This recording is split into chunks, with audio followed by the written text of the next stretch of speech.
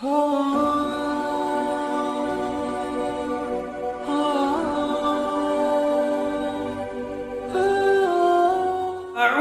بالله من الشيطان الرجيم. بسم الله الرحمن الرحيم.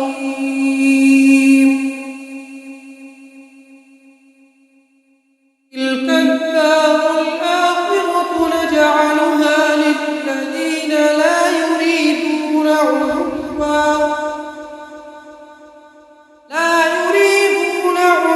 علوا في الأرض ولا فسادا والعاقبة للمتقين. من جاء بالحسنة فله خير منها ومن جاء بالسيئة فلا يجزى الذين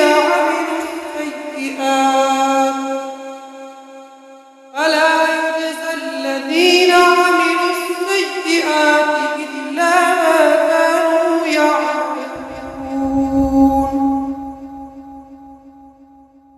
إن الذي فرض عليك القرآن لرادك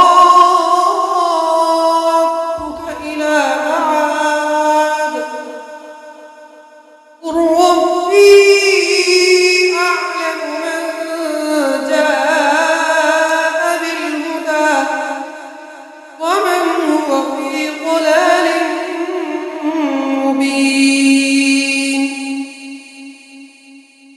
وما كنت ترجو أن يلقى